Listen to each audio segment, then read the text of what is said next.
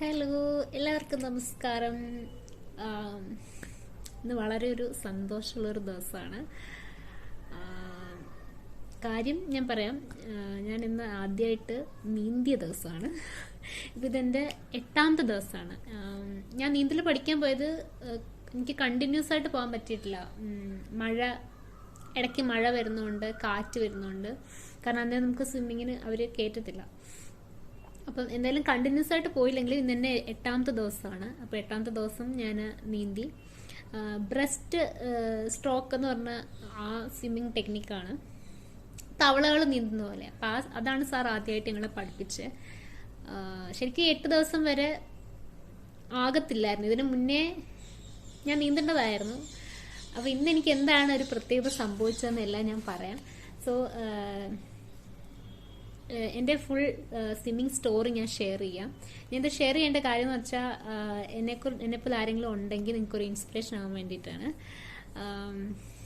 എന്നുവെച്ചാൽ ഞാൻ ജനിച്ചു വളർന്ന സാഹചര്യത്തിൽ സ്വിമ്മിങ് പൂളോ കുളവോ ഒന്നും അങ്ങനെ ഉണ്ടായിട്ടില്ല. അപ്പം ഞാൻ നീന്തൽ പഠിക്കണം എന്നൊരു ചിന്ത എനിക്ക് വന്നിട്ടില്ല.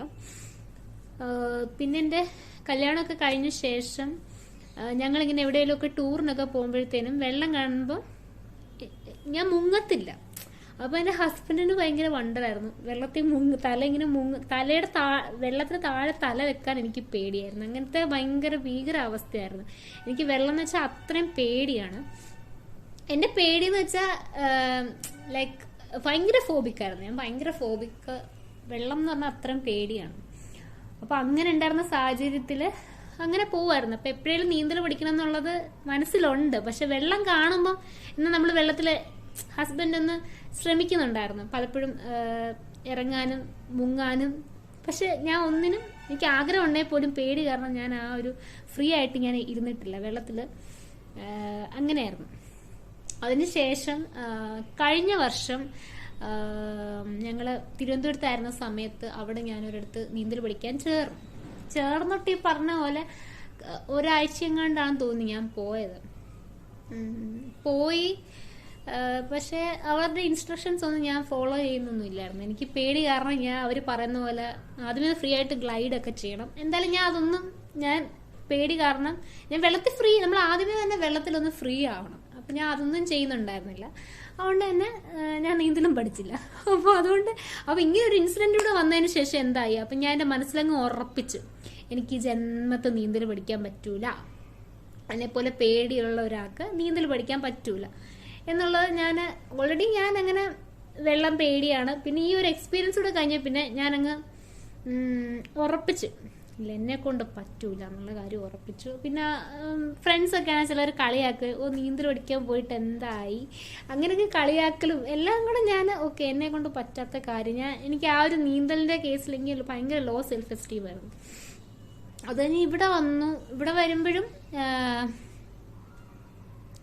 മാർച്ച് എനിക്ക് ഇടയ്ക്കൊരു കോള് വന്നതാട്ടോ. അപ്പൊ അങ്ങനെ ഞങ്ങള് പൂനെയിൽ വന്നു. പൂനെയിൽ വന്ന ശേഷം മാർച്ച് മാസമൊക്കെ ആയപ്പം എല്ലാം സ്വിമ്മിംഗ് പൂള് വളരെ ആക്റ്റീവാണ്. അപ്പം എന്റെ ഹസ്ബൻഡ് എന്നോട് പറഞ്ഞു, ചേട്ടനാണ് എല്ലാ സമയത്തും ഈ പറഞ്ഞ പോലെ എന്റെ ഫോബിയ ചേട്ടനറിയാം. കാരണം ചേട്ടനറിയാം എനിക്ക് വെള്ളത്തിൽ. അപ്പൊ ഞാൻ പറയട്ടെ, തിരുവനന്തപുരത്ത് നിന്നിട്ട് ഞാൻ പഠിച്ചത്, അതായത് ആ ദിവസങ്ങളിൽ ഞാൻ പഠിച്ച ഏക കാര്യം എന്ന് പറഞ്ഞാൽ മുങ്ങാനുള്ള പേടി മാറി. അത് തന്നെ ഞങ്ങൾക്ക് വലിയ കാര്യമായിരുന്നു. ഇത് കേൾക്കുന്നവർ ചിലർക്കും ഇതെന്താണ് ഇത്ര ഊതി വീർപ്പിച്ച് പറയാന്ന്. പക്ഷേ എന്നെ പോലെ അത്രയും ഫോബിയായിട്ട് ഉള്ള ആൾക്കാർക്ക്, സ്വിമ്മിങ് അറിയാത്തവർക്ക് മനസ്സിലാവും.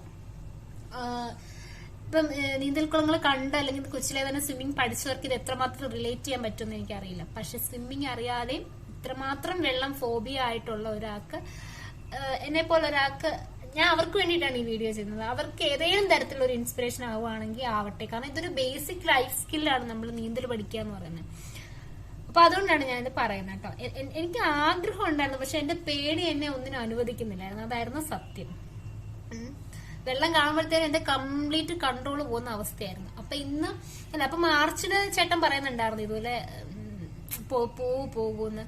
അപ്പോഴൊക്കെ എനിക്ക് എന്തോ ഭയങ്കര ഇൻഹിബിഷൻ ആയിരുന്നു മനസ്സിൽ നീന്താൻ പോവാനും. പിന്നെ സ്വിമ്മിങ് കോസ്റ്റ്യൂം ഒക്കെ ഇട്ടിട്ട് അവിടെ ഇറങ്ങാനും, നാട്ടുകാർ കാണത്തില്ലേ, നമ്മുടെ ടിപ്പിക്കൽ കേരളത്തിലുള്ള ആ സാധനങ്ങളും. അങ്ങനെയൊക്കെ ഉണ്ടായിരുന്നു. പിന്നെ എപ്പോഴൊക്കെയോ ഇടയ്ക്ക് ഇതുപോലെ അവധി ദിവസങ്ങൾ ഒരു പ്രാവശ്യം കണ്ട് ഞാൻ ചേട്ടൻ്റെ കൂടെ പോയപ്പോഴത്തേനും എനിക്ക് ഓക്കെ കൊള്ളാലോ എന്ന് തോന്നി. ഇവിടെ വേറെ ആരും നമ്മളെ നോക്കത്തുമില്ല, ഒന്നുമില്ല. ഇവിടെ ജിമ്മിലാണെങ്കിലും അതുപോലെ തന്നെ നമ്മൾ സ്വിമ്മിംഗ് പൂളിലാണെങ്കിലും അതിൻ്റെതായിട്ടുള്ള കോസ്റ്റ്യൂം ഉണ്ട്, നൈലോൺ ഡ്രസ്സസ്. അപ്പൊ അതിട്ടിട്ട് നമുക്ക് ഇറങ്ങാൻ പറ്റത്തുള്ളൂ. അത് ഭയങ്കര മസ്റ്റ് ആയിട്ടുള്ള കാര്യമാണ്. ഇപ്പൊ സ്വിമ്മിംഗ് പൂളിൽ ഇറങ്ങുമ്പോൾ നമ്മൾ ക്യാപ്പ്, ഹെയർ ക്യാപ്പ് ധരിക്കണം, നമ്മൾ കോട്ടൺ ഡ്രസ്സ് ഒന്നും ഇടാൻ പാടില്ല, നൈലോണിന്റെ ഡ്രസ്സ് ഇടണം, അങ്ങനെയൊക്കെ ഉള്ളത്. ജിമ്മിൽ പോവാണെങ്കിലും ജിമ്മിന്റെ കോസ്റ്റ്യൂം ഇടണം, അത് ഭയങ്കര നിർബന്ധം. അപ്പം അങ്ങനെ ഞാൻ ഓക്കെ എന്നാ ചേരാന്ന് പറഞ്ഞിട്ട് ഞാൻ ഏപ്രില് ആണെന്ന് തോന്നുന്നു ചേർന്നത്. കറക്റ്റ് ഡേറ്റ് ഓർമ്മയില്ല ഞാൻ എന്നാ സ്വിമ്മിങ്ങിന് ചേർന്നെന്നുള്ളത്.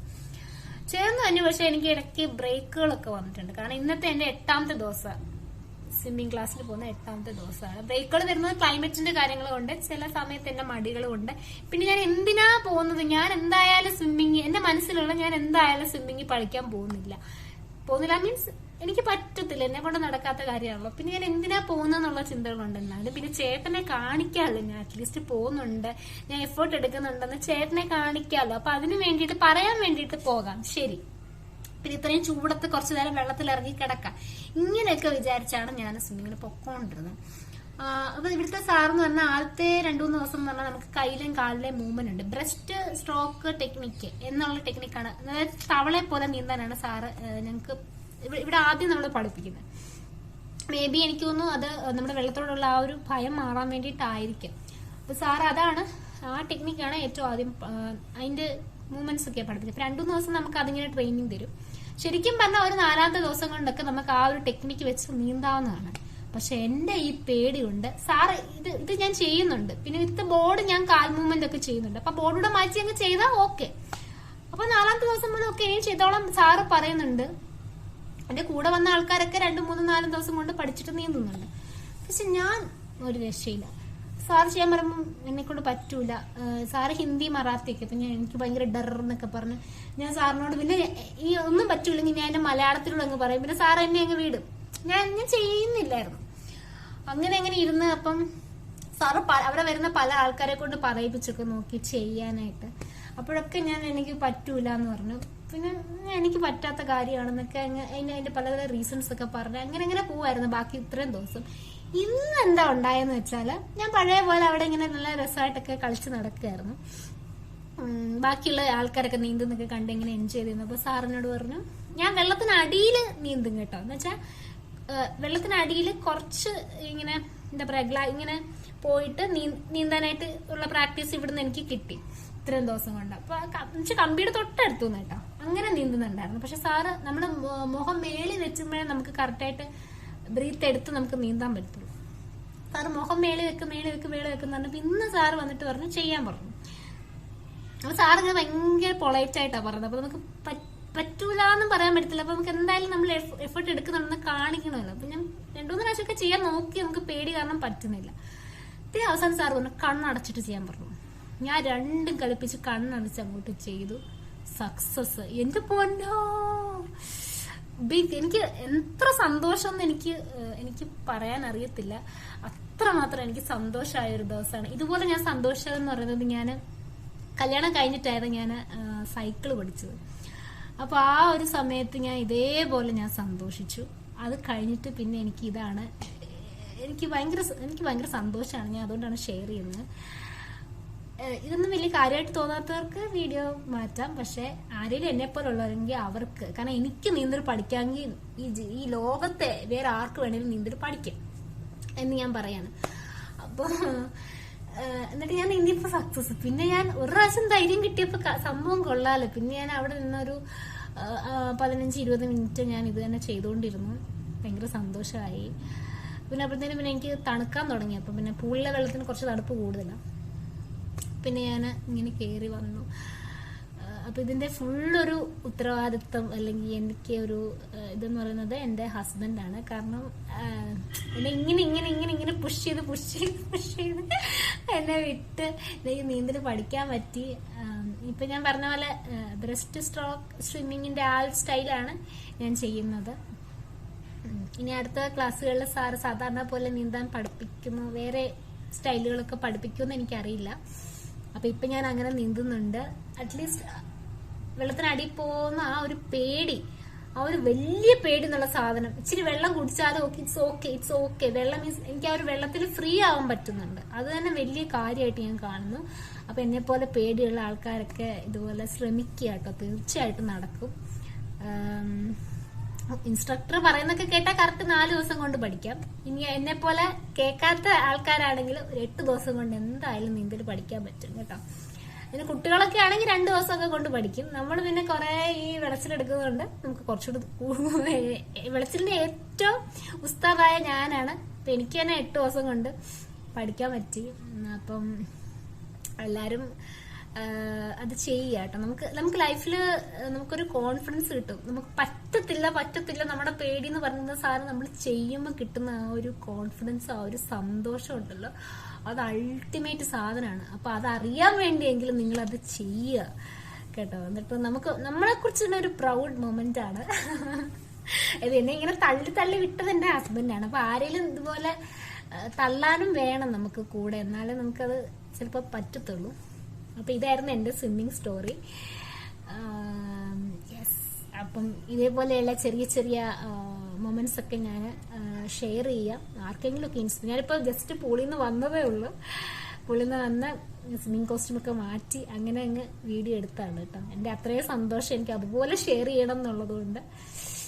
അപ്പം ഇത്രേ ഉള്ളൂ. Yes, start.